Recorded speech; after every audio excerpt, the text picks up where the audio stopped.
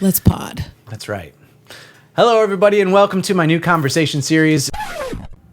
Oh, hey there. I bet you didn't expect me to interrupt this broadcast with something else, but here's the deal. I'm going to let this episode play out, but I wanted to explain to y'all what's going on. My name is David Hawk. I brought this idea of a podcast to one of my really good friends, Tiffany Daniels, to be my first guest on this new podcast series. And in doing this podcast, which is what you're going to see right after I stop talking, we decided at the end that we should carry on this idea together. So we're going to be co-hosting this thing from now on, but the intro that you hear is going to be halfway irrelevant because I was talking in this one like I was going to be interviewing everyone on my own, and now I'm super happy to report that my incredible friend Tiffany is going to be there with me for this entire thing. So it opens up the doors to a lot more conversations that we can have with each other and with a whole bunch of other amazing creative people that we are connected to through our work here in Los Angeles and through the web that connects all of that to other people that we know too. So super excited. I'm going to let the episode play out as it was recorded and as we did it, but I just wanted to kind of interrupt this to sort of explain why it sounds like it's coming from one perspective and why the next episode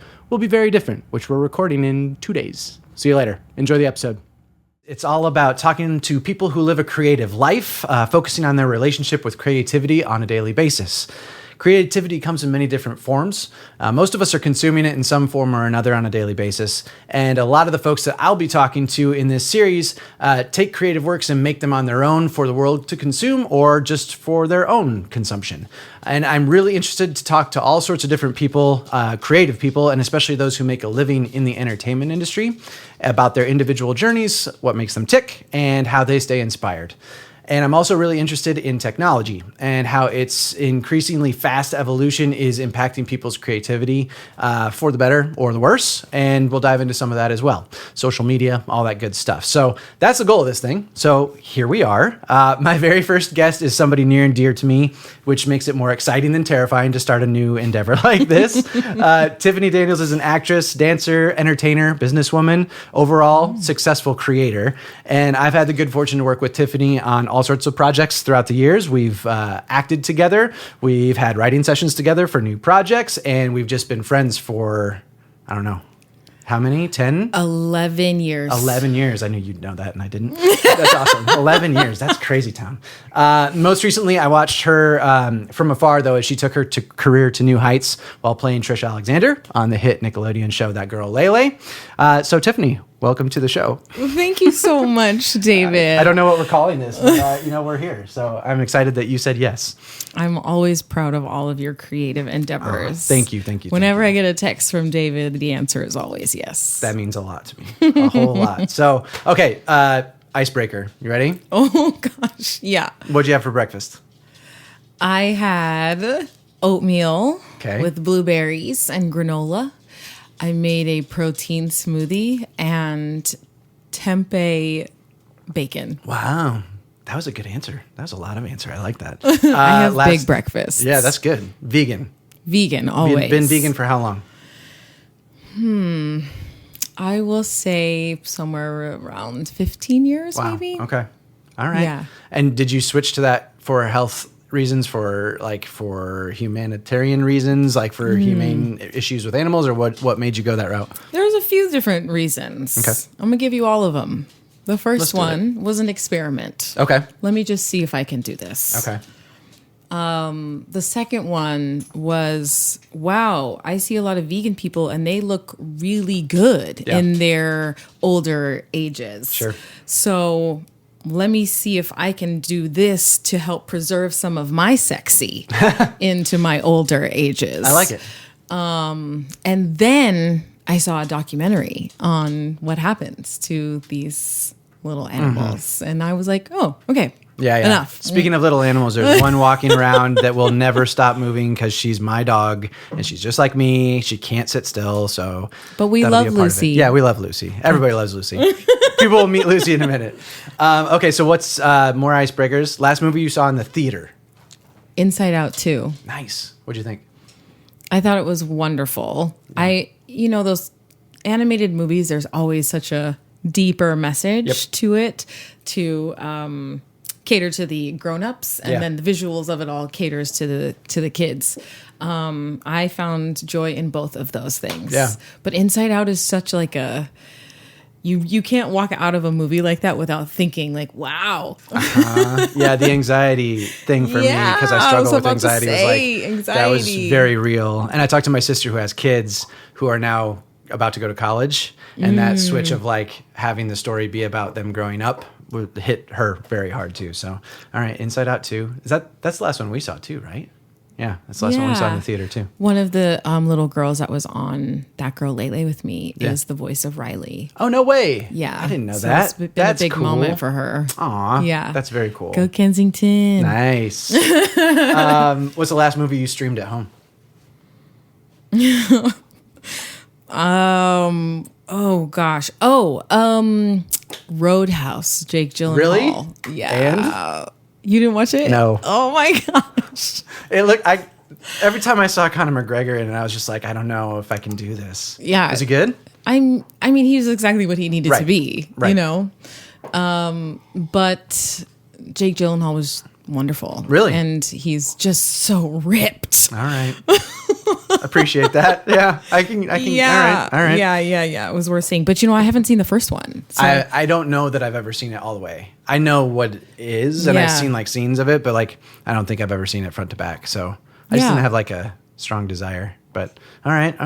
I'm more of a TV girl, but every now and then I'll pop That's on the a next movie. one. Last episode of TV you watched. Wow, this is embarrassing. No.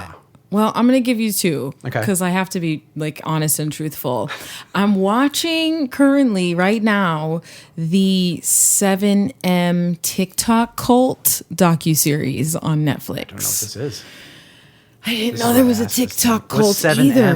7M was the management company that got all of these kids together apparently and started managing their TikTok careers, but introduced Jesus Oh, I'm so into the uncomfortable right mix at like the dinner table. But he had a church for a long time as well. So I had no idea. Like I like going on TikTok, and for a moment I considered myself a TikToker. Sure. But I didn't hear about this. I don't know what that is. At That's all. crazy. So I should watch this? No. 7M. Oh, okay. No. What was your second answer? You said you had two. Oh, you might appreciate this actually. Okay. I'm not sure if we ever talked about this, but I just finished rewatching Nashville. Oh, nice. Did you ever watch that show? Yeah, I went out for that show many times, so and so I had couldn't watch it. Yes. You didn't And there were get so on many the times where I was show. like, God, that was the Get guy. it. And then he had this huge arc. I can't remember the character's name, but it was like a really big arc, and I felt like it would have been really Was he great. good? Was he like a new He was a little more addition like rock to their and country. Yeah. It was one of the girls' boyfriends. I can't remember his name. But either way, Yeah. I knew that there was a connection with you in Yeah. Nashville. We Yeah. definitely talked about this before. It's a good show. I like her a lot. I like Connie Britton a lot. You love Or Connie Britton. Britton? I'm not sure. Britton. I'm pretty sure it's I like Britton. Let's go with Britton. But I hate country music. Let me not go there. Let me not Sure. say hate. Yeah. That's a lot for a podcast. Nah, it's all good. People love the hate. That makes people click on things. I don't hate country music. I just don't listen to country music, right? Yeah. I've listened to the new Beyonce album, Yeah. Hey, that's good. but I'm just not The a song big with Miley's country fan. It is. But there's something about this show, Nashville, that I just Drama. wow. Yeah. They're good at drama. I do remember that. Got me. I rewatched the whole series. It's been over for that's like 2018 maybe? Yeah, it's been a minute. If you could only use this is the last one. If you could only use one social media platform forever from here on out, you were confined to one, which one would you use? Wow.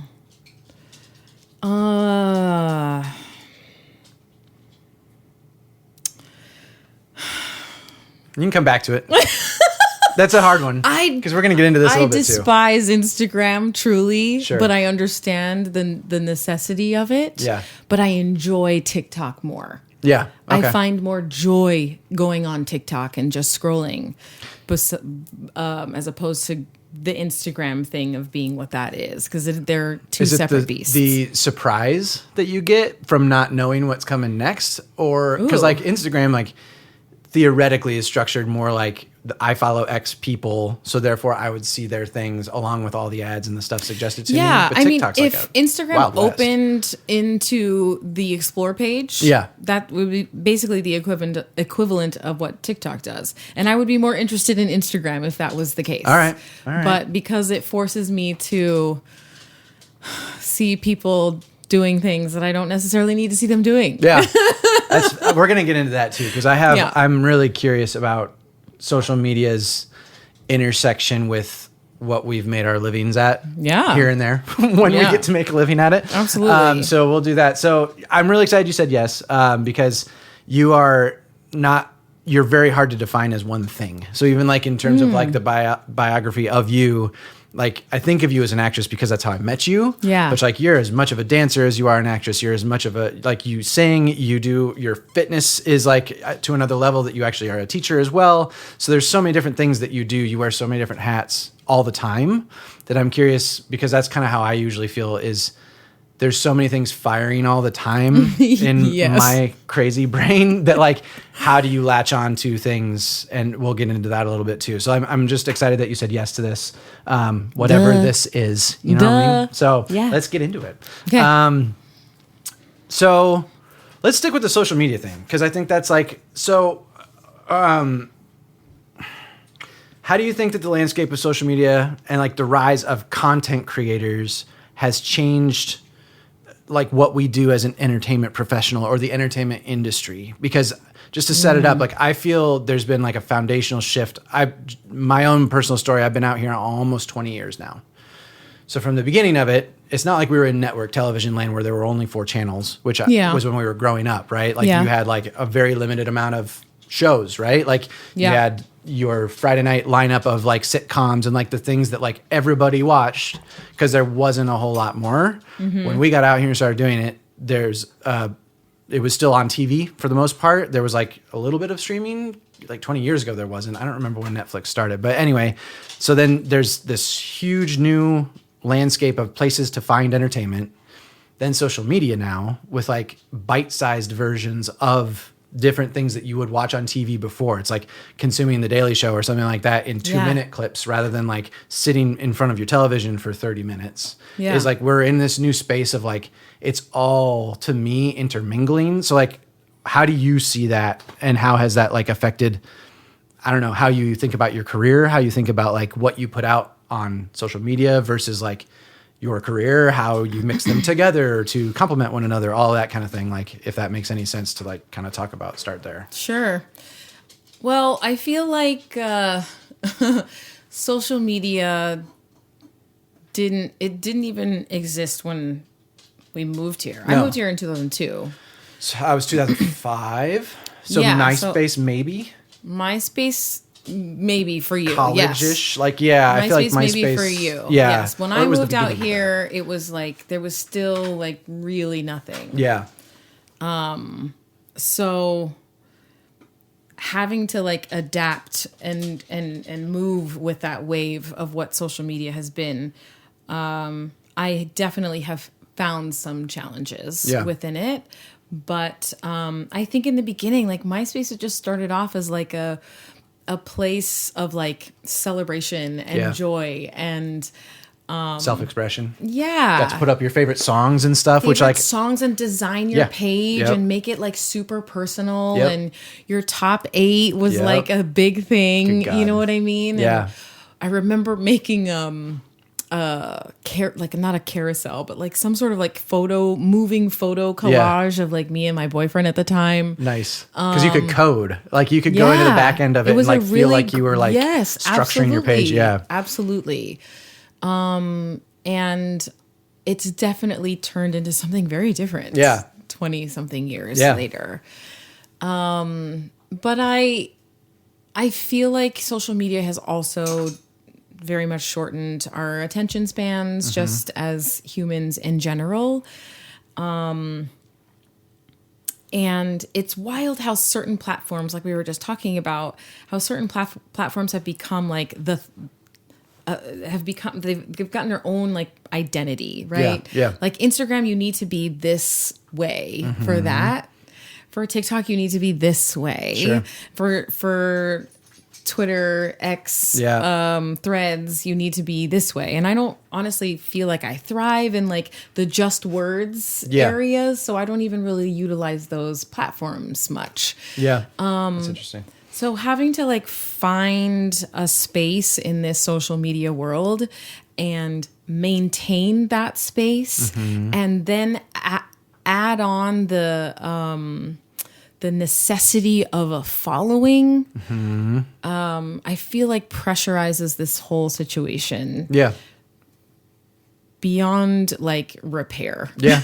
Because we're in the landscape too, where like jobs that we are considered for, that you go out for, are sometimes based on that as well. And like, is it real? Is it fake? Is it like, there's so much that can be manipulated within social media too. But like, real talk, people are making like real money and people are making real livings at it. And like, I mean, absolutely. I dove into this new project that's like very much just on social media. And I have felt more creative in doing that than I have been able to feel trying to pursue acting roles, which is like, for me, it's like 100%. It spun my perspective of it on its head. Cause like it used to be like frustrating and it was like, well, why, you know, like why do only the people with the giant followings get to do these things and whatever else it is. And now it's like, if you can curate your own audience with whatever you're doing, then I feel like people see you more as like, not Jordan Peele's he's just in my brain because I watched a thing of his, but like somebody that is controlling so many facets of their career rather than like going on the ride of like being just an actor or something where like you're from job to job, you're not like trying to mold projects, you're being hired to be on one and then you jump to the next one. And I feel like social media, if you look at it right, maybe it can train you for a better version of that part of the career. I don't know. Does that make any sense to you? Yeah, I definitely know that there are and feel benefits to social media. It's taken me a very long time to find comfortability and confidence within that space because of all of that pressurized stuff that I was just talking about. Me feeling that in the like establishment of my pages and like, oh, what am I supposed to be and who am I supposed to be in this space? And because I was so focused on that in the beginning of my social media time, it stressed me out. It caused me a lot of like anxiety. And there was lots of times where I had to like completely eject myself from the entire you and me thing. both. Yeah. Same. I've had those moments of like, literally, I must go for a minute. Like I froze my account. Like you can't even find me. I gotta go. Yeah. But, since like taking some of those breaks and taking time away from it, it has allowed me to be a little bit more authentic with like what I feel comfortable putting out there and how I'm putting it out there and how often I feel like I need to put it out there. Yeah. And I've taken a lot of the pressure off of it. And so now it's become just a really like fun thing for me to share with people. You know, and I've done a ton of social media classes and they always say at the end of the day, like once you find your voice in that space, a lot of people are going to unfollow you. Yeah. Yep. And before I would take that very personally. Sure. But now it's like, if you don't want to follow me, then you are not my people. And like, it feels less stressful for me to create to people that don't want to be there. Right. Totally. You know? Yeah, absolutely. So I really do appreciate social media. I love the entertainment portion of it. I love the sharing aspect. I love the connection aspect of social media. And I would like to get into it more. I would like to get into it more for myself, but I would also like to get into it more for like helping other people do Nice. it. In what way? Like, what do you think that would be your... Well, right now I'm currently, one of my many hats and side hustles is running the social media account for a theater here. Oh, nice. In LA. And it's really... It has nothing to do with me. Sure. Right? So Yeah. it makes it a lot easier to like Agreed. be in there and to be creative with it because there's no judgment on me. The eyeballs are not like, you know, I'm not under a microscope in that space, but it's allowing me to like have more freedom and just like learn the platform a little bit more.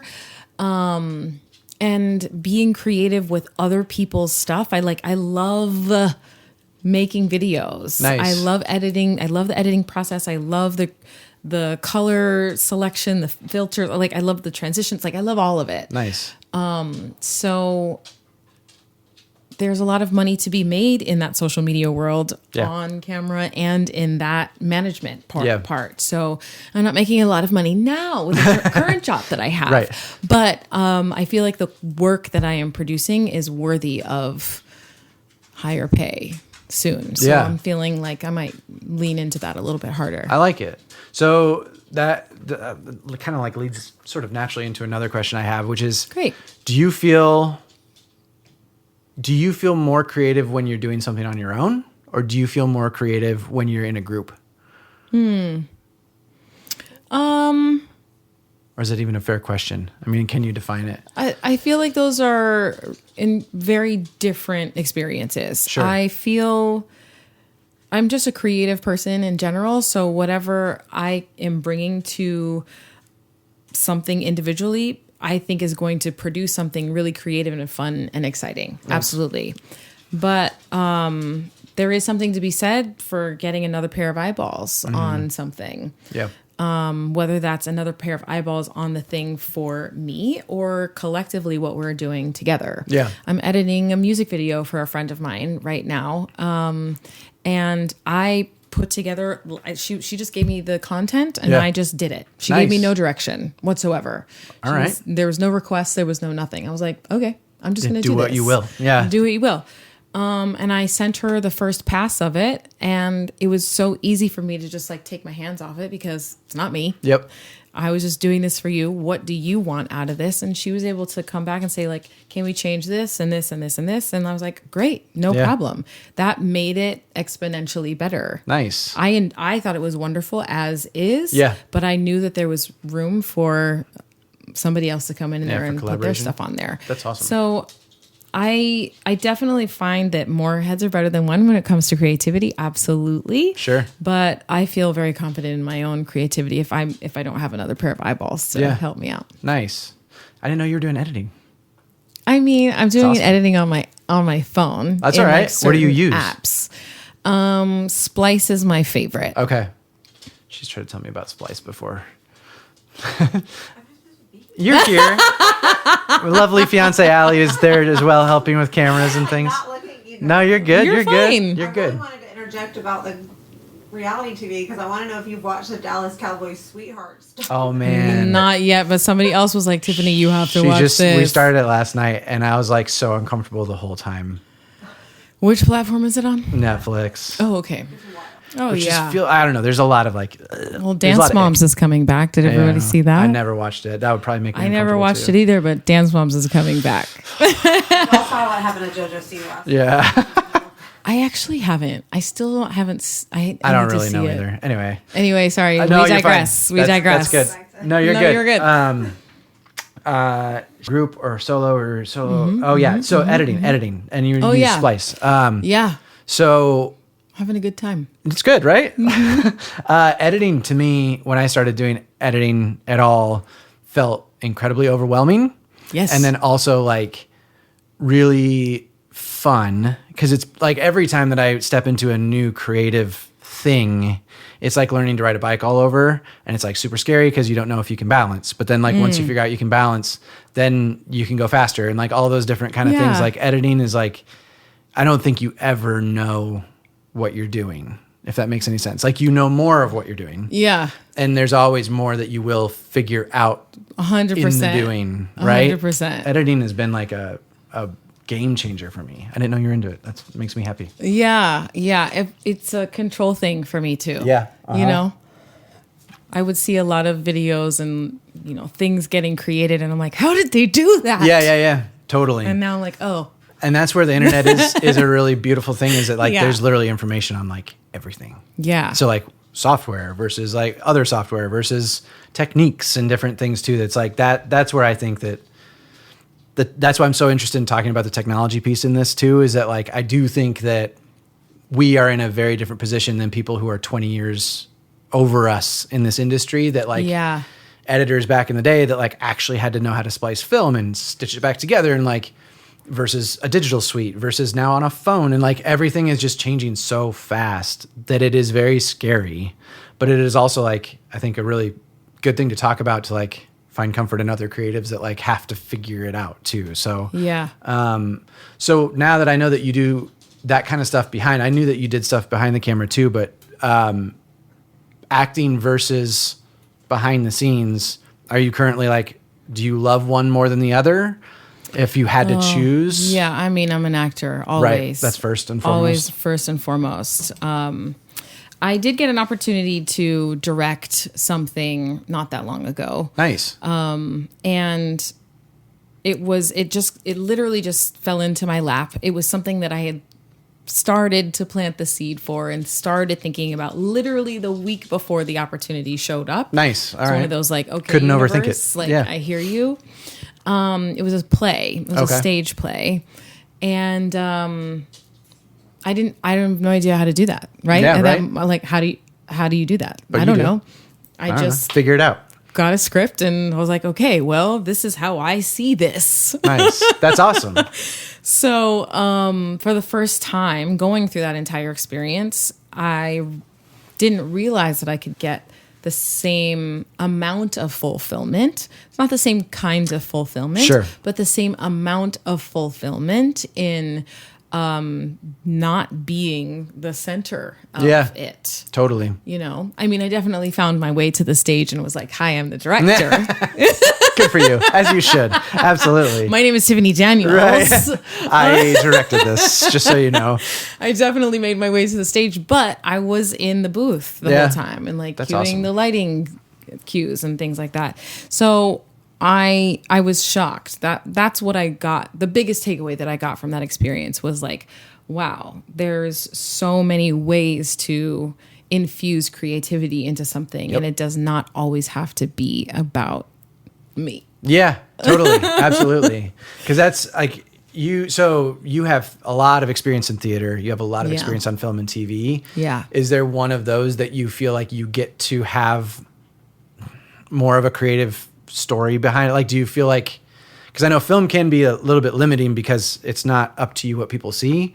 Whereas if you're on a stage, it's up to me, the viewer, what I am watching. It's true. And you're there all the time, right? But I like, they're so different. They are extremely different mediums, but I don't know. There's something really unique about the film and TV experience that you do a take and like that's that take and it'll, now we're going to do it again and it's never going to be the exact same as it was that one take, right? Like you have multiple chances to try different things in however many takes they want to give you for that scene in that show or that film, whatever it is.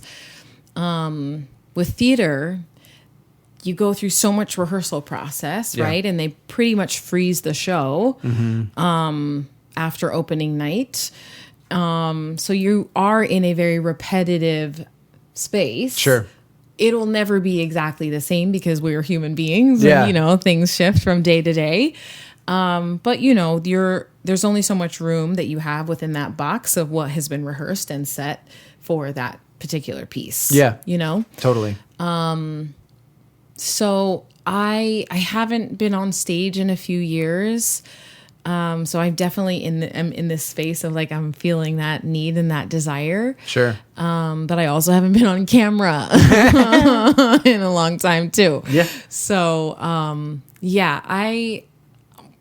I love both of them so much. Of course, I grew up doing theater, so that is always going to have a very deep place in my heart. But yeah, I've been bit by the bug of all of it. I love it. So with when you're talking about multiple takes with film and TV, so the reality of that though too is now editing. Eventually, it's not up to you, right? Oh yeah, and that I feel like is an interesting thing too with the difference because and it doesn't change probably the effect that you feel like getting to express your creativity is the same, right? You get the emotions out of the scene one way or the other. And then the finished product, like I remember hearing Johnny Depp used to talk about like he didn't watch his own stuff because it wasn't about that. Like it was in somebody else's hands at that point and it wasn't what he had showed up to do. And I've always kind of been fascinated by that. And I didn't really understand that as much until I did edit. Like, did that lock that more in for you too? Of like, even though it wasn't the same, like it's a music video, but like you're still making choices of like, well, this works there, and somebody can change that, but like the performer, not necessarily, right?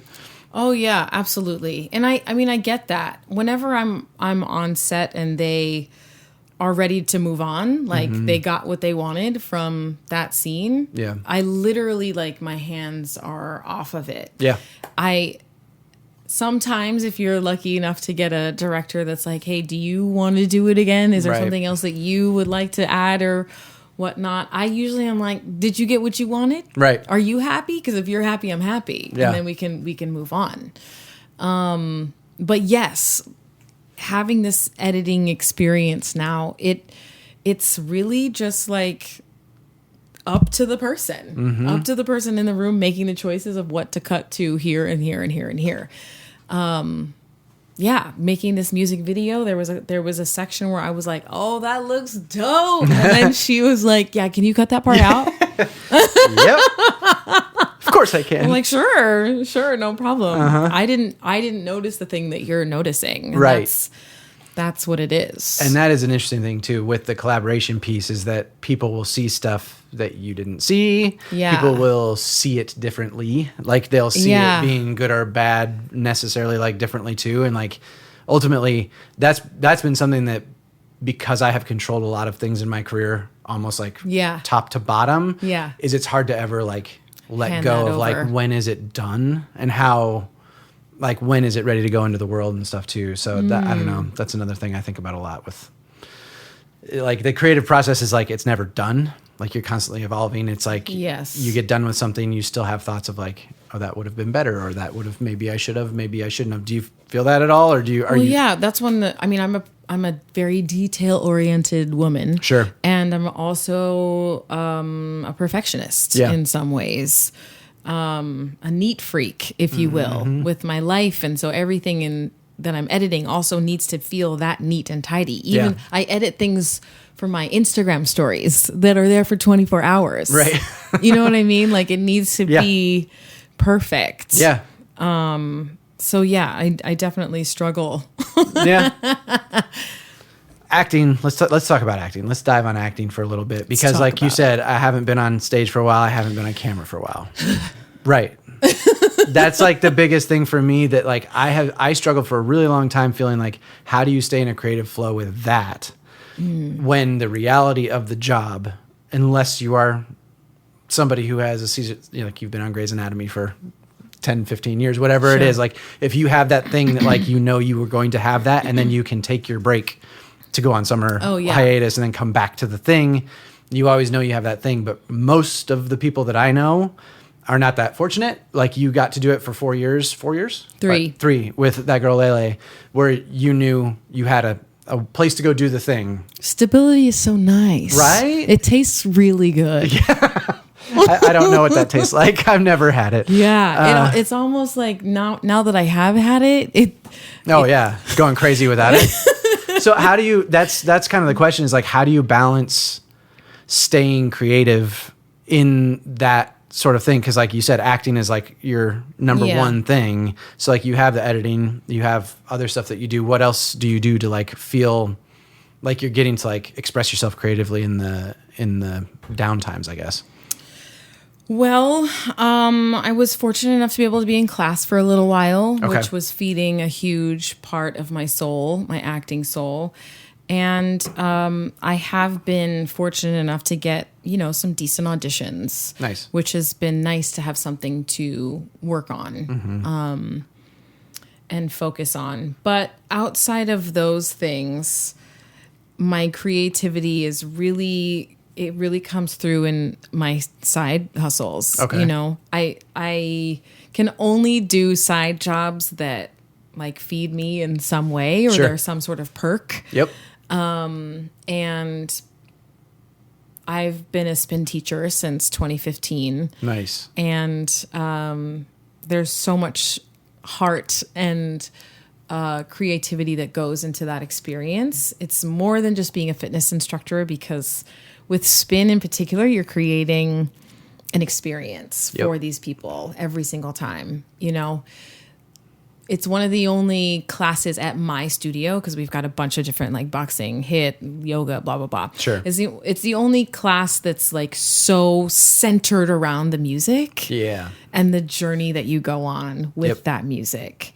So a lot of love and attention goes into my playlist, like way too much, way too much.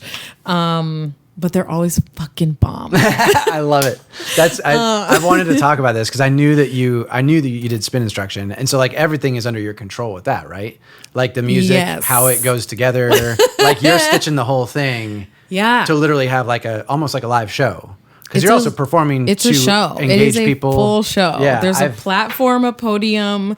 I am in the front. Nice. I've got an infinity mirror behind me that I'm controlling the lights on. No kidding. Yeah. That's David. Cool. See, that's what I'm talking about. There's lights on the side of the room that I can control and lights on the ceiling that I can control as well. But it's an experience from the moment that I open the door. Sure. Right? Because they're coming in. And I have to have a certain kind of. I'm playing the music as they're coming into the room, as they're leaving the room. You know what I mean? It's a setup, it's a show, it's a tear down, it's like the whole thing. It's a whole thing. And I think that, you know, the training that I have come from, they set it up like that in my brain. And so I can't not do that. Yeah. I mean, it's the reason that your classes are so well like talked about, and like I saw you had a feature in Ebony where you got to talk about literally your whole fitness journey and everything, which is thank you. Yeah, I mean, I'm fascinated by that because I work out all the time, but I've never experienced that kind of a thing. But to me, that feels like you're getting to put on a live version of a theater show every day. How often do you do it? Right now I'm teaching 4 classes a week. 4 classes a week. That's it. Hour long? How long? 45 minutes is the class, but you know, the experience of them walking in, walking out, it ends up being a little over an hour. Do you feel like you're acting while you do it?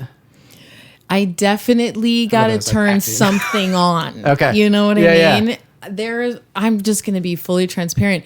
There has been many, many, many days that I have been so sad this year. Really? Because of the state of the industry and like all the things that have happened, my show getting canceled, all the things. And I still got to go and I got to teach these classes. Mm-hmm. I still got to go and do that. And I still got to make it a great experience because I can't let anybody's experience suffer. Right. Because I'm suffering. Yeah. You know what I mean? Totally. So it's absolutely a show and it's absolutely a performance. And that's why I only do it 4 times a week. Yeah. I mean, that. Got to take a lot out of you because you're also working out as you perform too. So like you're sweating your ass off too and working out and trying to inspire and motivate people. See, to me, like there's some magic there. Like there's a lot of things that that's why I'm so glad you're the first one. Cause I think I will speak for myself. I feel like when I came out here in this career for 20 years, I've had blinders on a little bit that like it's supposed to look this one way. And acting is the supreme goal. I always like wanted to be, you know, whatever it was, like the lead actor in this thing or the other thing. But like the more, and especially because of the pandemic and especially because of the strikes were really like a huge one for me last year where it was like, what the fuck are we gonna do? Like, what am I supposed to do? Like, what am I supposed to do? Like, because I had all these ideas, they're bouncing around, and it's like, how do I find the satisfaction that you get from completing a creative thing without somebody asking me to do it? And so then when I started to dabble in like my own projects, no matter what they were, when you can come from the same creative perspective of like, it's the same stuff, it's just a different vehicle. Like, there's a ton of satisfaction in that, is there not? I mean, like, absolutely. It's the same kind. Yeah. It's just in a different, like, I don't know, wing of the house or whatever. Like, it's like. Yeah, I mean, I think it's because of the monetary attachment that we've put onto like what being a creative can be in Los Angeles. If we took the money out of it, we would have been fine this whole time. Absolutely. Can we do that? Can you make that happen? Yeah. You know what I mean? Because it's just about like making cool shit. Whether that's you doing it by yourself, you doing it with your friends in the backyard, or you doing it on the lot at Universal. Yeah. You know what I mean? Absolutely. I mean, it definitely has, that's where we started this conversation to now. Like that's what has sort of snapped in me about thinking of social media differently. Yeah. Thinking of it as a way to just even like stay sharp, sort of like classes for acting. Like it's a way to like have to make something. That you do have the challenge of like, even the Dallas Cowboy cheerleader thing she talked about, like it starts out with them all saying how hard it is, right?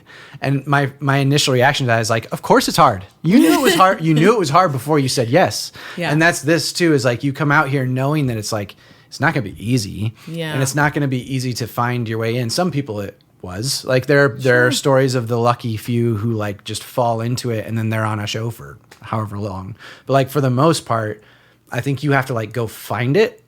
And that's like, you find it in your fitness thing. You can find it in the editing. You can find it in all these different ways of like staying in a creative flow. So like in terms of that, do you have a daily thing that like most days, do you structure your days? Do you let the wind blow you where you go? Like the feather in Forrest Gump? Like how do you approach every day? I think there was a long period of time where I did have a lot more structure to my days. But I think that the strikes, well, no, just being on the show obviously put me in like a structure. But I was already moving in that rhythm prior to booking the show. Which is probably why it found you. Yeah.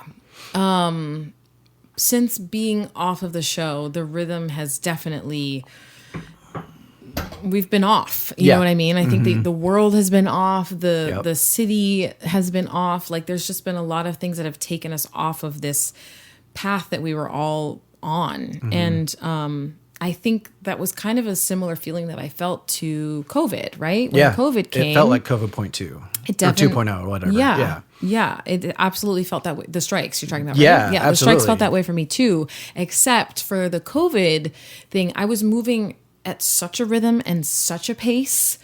And within such a structure that it was almost getting really difficult to maintain, right? And when it comes to a screeching halt, it was like, oh, I can breathe a little bit. I can jump off of this train and see what that feels like. And me having that permission, I guess.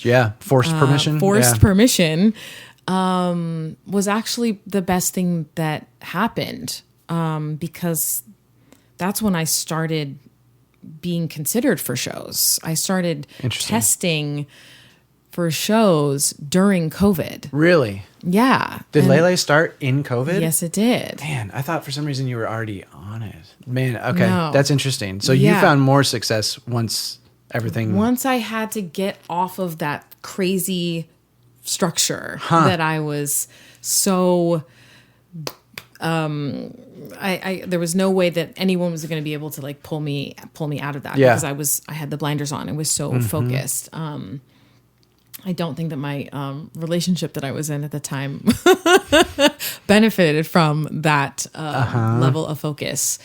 But I pulling myself out of that structure and off of that hamster wheel kind of allowed me to just kind of relax a little bit. And that's when things really started happening and showing up in my world. That's super interesting.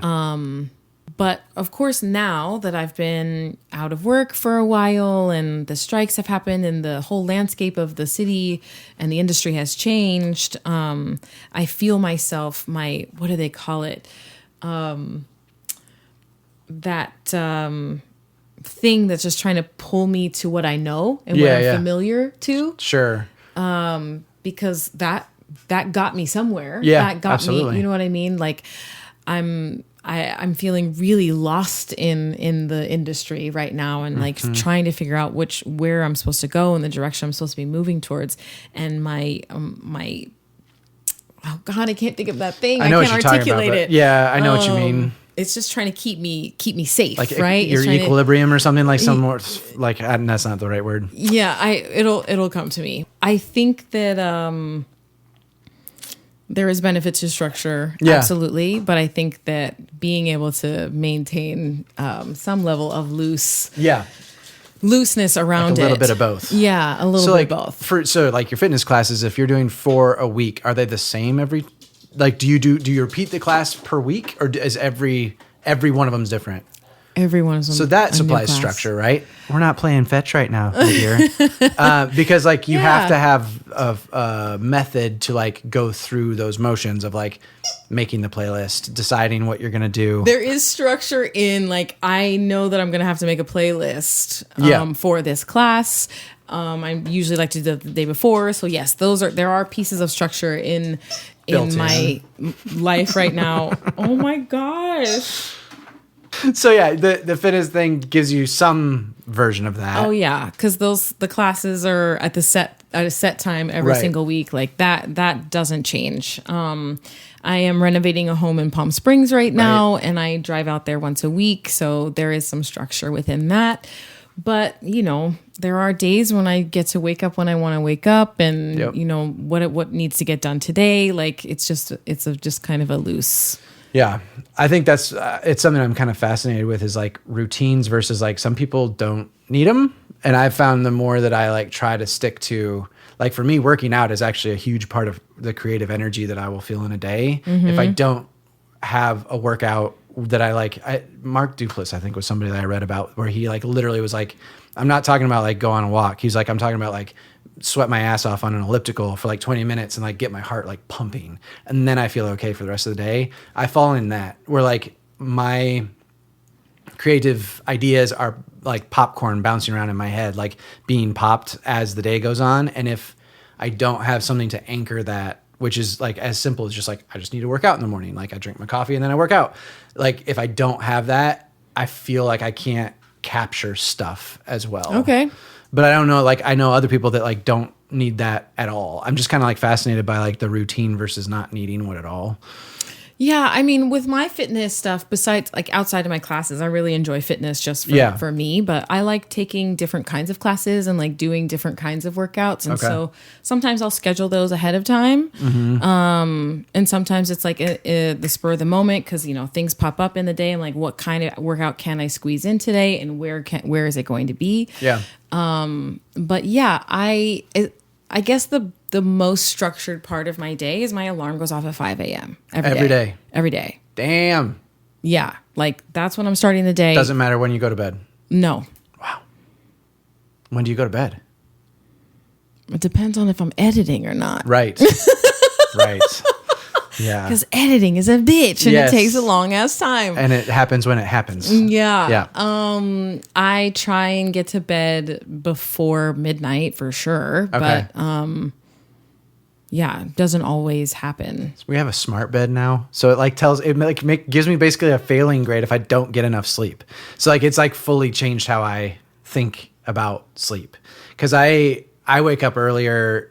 Allie doesn't wake up as early as I do unless she has to. Like when she has to, she's 5, 6, whatever it is to go to work. But on the days that you don't need to, like 7 is like kind of always. And it's usually like a little bit before that, a little bit after that. But like 5 is early. I know. I love it. All right. I just because love nothing else up. Going on. Yeah. Yeah. No one's texting me. I get that. At 5 a.m. Yep. No one is bothering me. Nobody's awake. Yeah. In the building. It's quiet. Yeah. And I really enjoy that. Interesting. That is something that I feel I need. Like you need your workout and your coffee in the morning. I need peace and quiet in the morning so that I can clear all the noise. Right. Like that. Lucy, no. So in that quiet time, does it take you a long time or are you like doing stuff within that first hour? Or do you like, is it because you have like 2 hours with nothing going on that you can like set your day up, or are you like busy from the moment you wake up? I have the most energy right when I wake up in the morning than like throughout my entire day. So that's usually when I get the most stuff done. Really? Yeah. So creative stuff too? Sometimes. Writing, that kind of thing, or like ideas, music. Do you turn music on when you wake up? Sometimes. All right. TV? Not really TV. Okay. But yeah, music. I'm constantly listening to music for my classes, you know, to find new stuff. Sometimes I'll do that. Sometimes it'll be like a little meditation. Sometimes it'll be like, okay, I'm out. I'm going to a workout at 6:10. Wow. I'm impressed. It's always a wellness moment in the morning. I do all my wellness stuff, my stuff. Yeah. I just really enjoy the mornings. That's awesome. Sometimes I feel like it's connected to when we were born, and I ask this question to people all the time because I was born at 6:17 in the morning. Weird. Okay. And like I have loved mornings my entire life. It's been my favorite time. I don't know when I was born. You don't? I don't think so. You need to call your mama. I know. Do you know when you were born? Yeah, like 11 a.m. Right.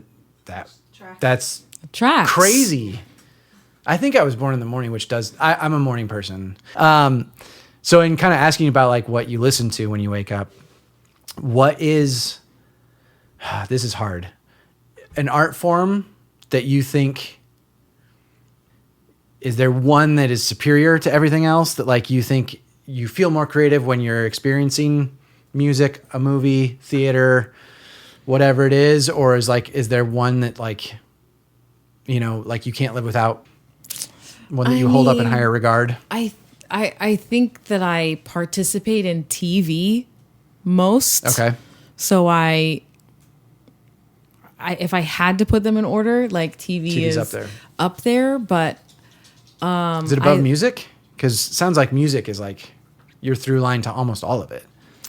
I love music as well, but I can, like, after I'm done teaching my spin classes, you better not put no shit on in my car. It needs to be fucking silent. Yeah. I need no sound whatsoever. Because it was intense before. It's a lot. Yeah. And it's really loud. And it's like, I've been so focused on like creating this experience and I just need to let it all go. Yeah. But I can always put on a television show. Interesting. Okay. But if I could be watching a live theatrical experience, I would rather do that. Really? But it's very expensive to go and do that. That regularly. I can subscribe to Netflix for what, $15 or something, and I can get all the movies, all the TV, all blah, blah, blah. Oh, yeah. But I love going to theater. I love going to theater. Yeah. It's my What's the last thing you saw on stage? Strange Loop. Okay. Strange Loop at the Amundsen. Is it a musical or is that a play? It was a musical. Oh, okay. It is a musical. I don't see theater very much anymore. It makes me sad. Yeah, I for a long time, very similar to your Nashville experience. If I'm not in it, I don't want to watch it. Yep. I thought that way for so long because I grew up doing theater and like almost every single show I've ever auditioned for, almost, not all, I've booked, I've gotten. So it was like, this is what I shouldn't be out here in the audience. I should be on the stage. But I got over that and I started going on solo dates. Nice. By myself to the theater. And it just became such a fulfilling, creative, theatrical experience. Yeah. Like I go to the Geffen, I go to the Pasadena Playhouse. Nice. I go to the Taper and the Amundsen downtown. How often would you say you see a show? Once a month? There was a period of time when I was going to see a show at least once a month. Wow. Yeah. Because it does add up. It's like, it's weird that one has held up as being like really expensive still. To like, to see, especially like good seats. Anyway. It's like, it's a thing, every now and then you can, I subscribe to all of these theaters. And so every now and then there'll be like some deals and I'll hop on it as quickly as I can. But those kinds of things are tax write-offs. Yes, for that's us. very true. It's research. Those are one of the things that we can still write off in our taxes. So I try and look at it that way, but it's also just like, I just love the theater. That is a thing that is literally only ever happening in this one moment in time. Yep. The way never that it the is. same. Never the same. Never the same audience. Never the same response. Never the same anything. Yeah. And there's just something so magical about that. Yeah, for sure. I don't know how we started talking about that. It doesn't matter. Okay. It's great. Podcasting. Here's a big one. You've had these big moving experiences, like watching theater, obviously like participating in it too. Can you define, or just like maybe the first thing that you can think of like something that you consumed as creativity that you consumed that like stuck with you and like haunted you, like something that was so good that you like couldn't get over how good it was, whether it made you mad, happy, whatever it is? Like, do you know what I'm talking about? And is there something that you can, that like clicks? Slave play. Okay. There's actually a docuseries or a documentary about it on right now. It just got released. And it's a play, like a stage show? It is. Okay. And it is like one of the most disturbingly fantastic things I've ever seen. Really? I had no idea that theater could be this. Really? Okay. Yeah. When was this? When did you see this? I want to say it's been a couple years, maybe a few years. Okay. It gets fuzzy with those COVID times, you know? Absolutely. I have no idea. All ran together. Yeah. 4 years of lost misery some lately. time in there. Yeah. Gosh, I can't even remember the playwright's name. Jeremy something. I follow him on Instagram. Damn it. But he's this show, I'm pretty sure they won a Tony. Okay. Did you see it as a national tour, or where did you? I saw it at the Taper downtown. Okay. Yeah. Gotcha. And I didn't really know much about it, which I love because I grew up doing musical theater, which is a very specific theater genre. Plays are just a very different kind of theater. Yeah. So I forced myself to like start.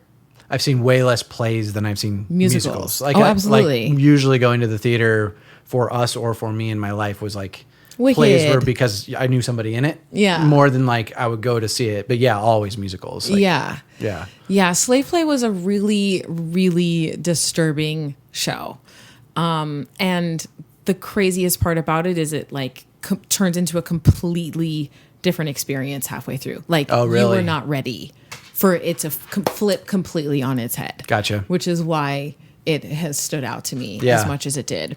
But I did see MJ the musical as well. Nice. Recently, that was also mind blowing. I Really? don't ever, because of how much it can add up ticket wise, I don't really go to see things twice. But I was trying my hardest to go see MJ the musical. Wow. For a second time. That one had made me like be like, I don't know, because like he is so his music to me too, that it's like it's hard to envision somebody doing it. But I've seen clips of it literally because they did it on Hard Knocks last year, the football show on HBO. Yeah. Like the whole Jets team like went to go see it, and they were showing bits of it, and I was like, damn. Like, I know. Yeah, I mean his music is just so fucking good. Well, and that's the thing. Like in a theater experience, feeling Michael Jackson's music, it's like this is mind blowing right now. Because it's not like an arena, it's not a stadium, it's not that. It's a there's only a couple thousand people in this, but it's like it takes the music just takes up the entire space. Yeah, that's all right. Yeah, and Michael Jackson is such a specific kind of talent that it's like, how can you even find anybody to emulate that? Yeah, even close. That's what I was always afraid of. But they do. Wow. They train the Michaels for at least a year. Really? Before they can get up on stage. Wow. And that's, I mean, a lot of training. Yeah. But yeah, blew me away. Both of those things blew me away. That's awesome. So technology wise, AI is hot topic.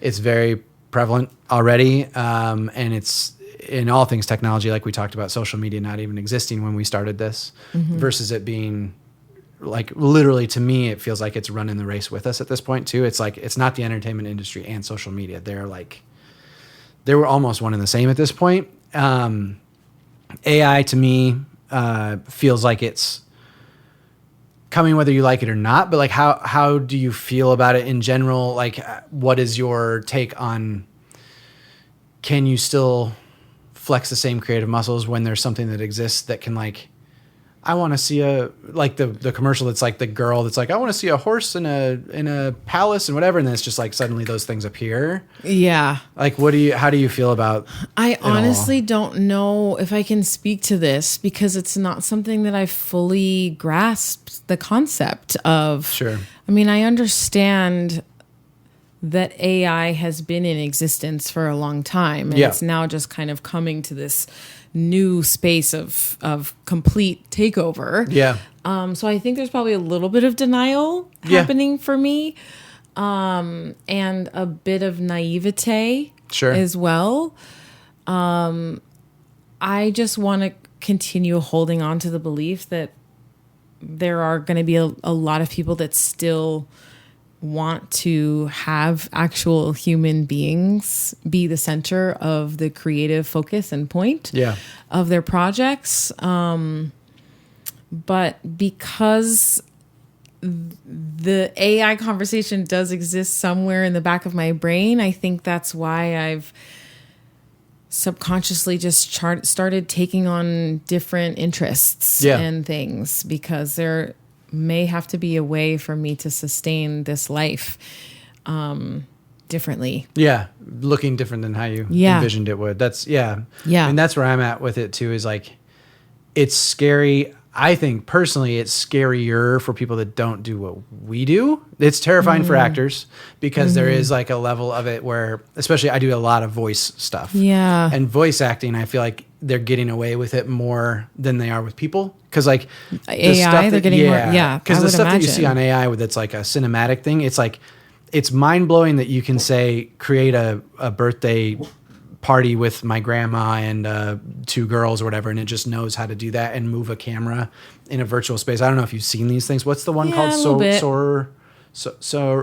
or whatever, the Sorrel? Is that what it's called? Whatever it is. Yeah, I think it's Sorrel. There's a thing that like it's a engine that literally you just like prompt it and it makes like a cinematic thing, but all the people look fucking weird. Like all the people look a little bit like off. But in the voice world, you can't see it. You can't see it, and it's a little removed. And then it goes, that's one domino, to then like what Allie does with makeup, or what, like when they're doing a lot more of the special effects makeup with an AI technology to like enhance what it is, rather than like relying on somebody's like hand creativity. And then it goes even further where it's like, you go back to like a Jurassic Park, when like, one dude basically fired a whole puppet team because he realized he could do it on a computer when they were using these like massive things. It's like, well, we can simplify this and make it something else. So like, I do think that there's a place for like acceptance is going to have to be a piece of this puzzle. But I also think that it's okay to be scared and to talk about it, because I think it's just like editing, like it's going to take away editors' jobs. It's going to take away makeup artists' jobs. It's going to take away lighting people's jobs, because you can AI light, like even your phone with portrait mode is like, using the same kind of technology to understand a room and throw light into it. And like, that's where to me, it's a like flexing a different creative muscle, I guess.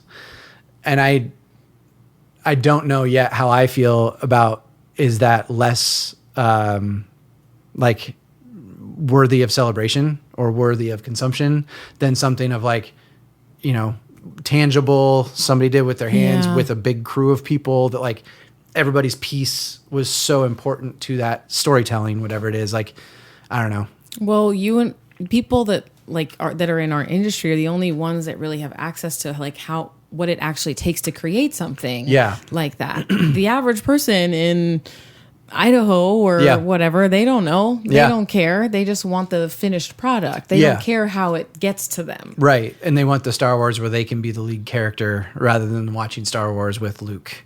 Because that's one of those things too that's like, it feels so kitschy to me. Like, it's going to exist. And I do think like there's a big conversation I've had with a lot of people creatively that say like, you need to understand how to use it to your advantage so that you don't get left behind. And I do believe that is the constant with technology, is like understanding like the apps, like they change all the time. There could be a better one that comes out in a couple weeks. Like, can you adapt and change with the landscape changing?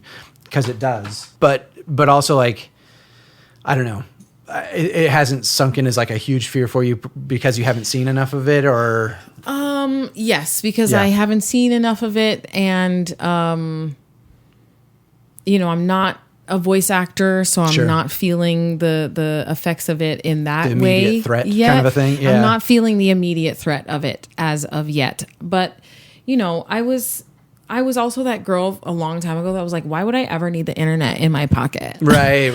I don't want a phone. That's Why would I need that? And then, we just adapt. Yep. Like there's people like my father, for example, who just got a Facebook page for the first time in probably the last couple years, few years. Okay. He just jumped onto Facebook. Wow. He had a flip phone for the longest. These touchscreen things are just way too advanced for him. Yeah. And he has chosen to not subscribe to evolution of technology and life. And he lives a very simple, easy life. Yeah. I'm a little bit envious of people that can I would always be like, Dad, you need to get what's wrong with you? I was always like that. But he ain't worried about how many followers he has, and he ain't worried about all that dumb shit. Or the Netflix show that I was like, my mom was like, we were playing some puzzle game, and it was Squid Game was one of the things. I was like, everybody's heard of Squid Game, Mom. She's like, I don't have Netflix. And it's like, you don't think of the things that generationally people do get left behind. Yeah. And I think our age, we were at the advent of all of this. I'm obsessed with the 90s because I feel like it was the last moment where we didn't have the instant. Absolutely. I want to know the answer to this thing, and I can just and spit it back at me, or I want to create this virtual environment. Create virtual environment. It was like, can I dream it? Can I make it? Can I research it to find out whatever it is? And I'm obsessed with that last sort of magical moment in time. Yeah, because I think, I don't know, it's a different creative energy when you're hanging out with your friends, figuring out either what game to play or tell a story or whatever it was, put on a play, all the different things, start a band, totally. And one of the last subjects, big chunks of subjects that I wanted to talk about was just mentorship and people that you look up to in the industry. Have you had somebody who has fed into your, I don't know if this is a term, but creative worth that has made you take stock of yourself again and be oh, I can contribute all of these amazing things? Is there or a friend, not necessarily a mentor, but is there a person that has inspired you creatively, whether famous or that Yeah. I think that the person that had sorry. You're good. The person that inspired the most recent evolution that I have gone through as a woman, as an artist, as an actor, was David Arnold, my showrunner on That Girl Lele, who is no longer with us. Right. He gave me that life-changing yes that I was looking for so desperately. And he saw something in me and Tommy, my TV husband, together that I was not able to see. I knew that there was something greater for me than what I was doing on that hamster wheel prior to booking that show. But having him come into our lives was game changing. I mean, I think we can all collectively, my cast, talk so in depth on how inspiring of a human David Arnold was. David A. Arnold, I should say. Sorry. He was going after his own pursuits and his own dreams with so much tenacity and so much gusto that it was really difficult to not be infected by that drive. Right before he passed, he had just released his second Netflix special. Okay. He had been a stand-up comedian for so long. He was literally on the brink of success. He was 53 years old, and he was just he gave visual meaning to the words, just keep going. Nice. And those are words that I had already very much adopted in my own life. Yep. I use it as a hashtag on a lot of my posts constantly, just keep going, right? You're here. This is what you want. And this is the dream that has been put on your heart. You have to keep going after it. Yeah. And him at 53 for the first time, seeing the level of success that he was going after for so long. It just was such an inspiring visual to have on a day-to-day basis. Awesome. And he just kind of like fueled every single one of our fires to like, and planted that same similar energy in all of us to like, just no matter what. Yeah. Just keep going after it. Yeah. So Somebody believing in you and seeing what, seeing in you what you know you're capable of, whether you are ready to accept it or not too. Like, I think that's huge. And putting you in a room full of people that are just like that. Yeah. Did you know him before? Or was it just like you like literally through the audition process and then being swept up into the show as part of the family? That's awesome. Yeah. That's super cool. Yeah. Well,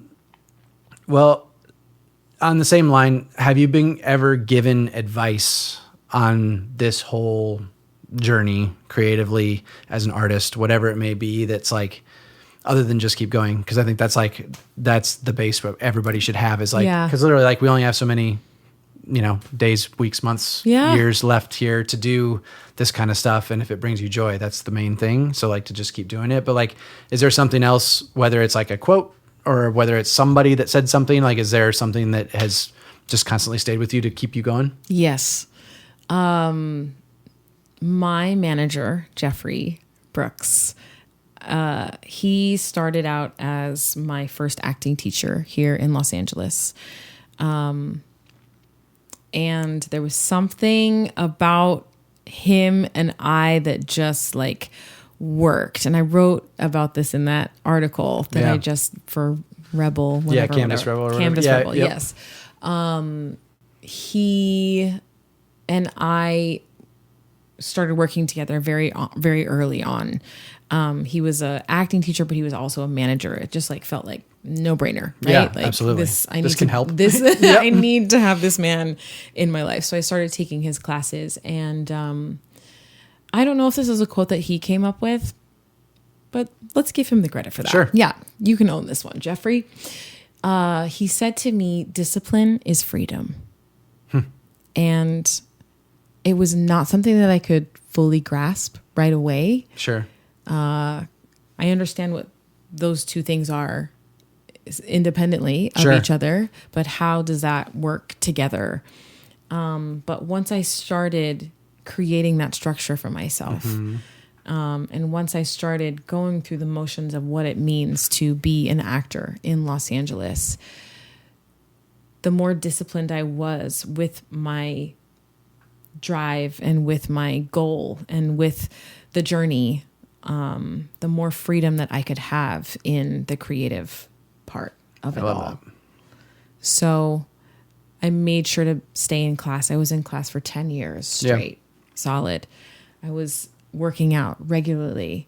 I was reading plays regularly. I was doing all of those things within the structure of discipline so that I could just let it all go and be free and just play. I love it. When the time allowed me to do so. I love it. Well, I think I'm going to start to wrap it up with that. Is there something that you are looking forward to that's coming out that you like can't wait to see or go to, if it's a show either? It could be an in-the-moment answer too. No, like a summer blockbuster or like, or is there a show that's coming out that you're like, God, I can't wait for the next season of like, what's the next thing that you're like so excited to consume creatively? Oh gosh, that's so hard. But I did just see Jennifer Aniston post that they had a table read for the morning show, season 4, season 5, season 4, 4, right? Season 4. Season 4 in 2025. That's what it is. Oh, there it is. Okay. Yes. So I'm really excited about that. Nice. I love the morning show. Yeah. Yeah, that's it. I love it. All right. Well, I'm going to wrap it up with that. So thank you, Tiffany. I appreciate you doing this with me. Thank you. This is awesome. I'm excited to keep this going with more conversations, and we'll have to just like do this again and like, revisit and see what there's here. Because I do think we're in a weird flux portion of this industry again, where LA has been really brutal for anyone watching for the last 4 years. And I feel like now that the strikes have averted for this summer as well with crew, I have heard through other channels that people are starting to get auditions again a little bit more. And like, I really hope that it means that things will return, but we'll have to, hold our breath TBD on all of that. But I'm proud of you for always just staying in motion with your creativity. It's like, it's really inspiring and aspiring as well. Thank you. You are a jack of all trades, and I think you're a king of some of them as well. Hey, that means a lot. And very nice of you to say. Well, thank you. Well, we're not going to say anything else. We're going to leave it at that. So thank you so much. Come back for the next episode very soon. Thanks, everybody. Bye. Bye.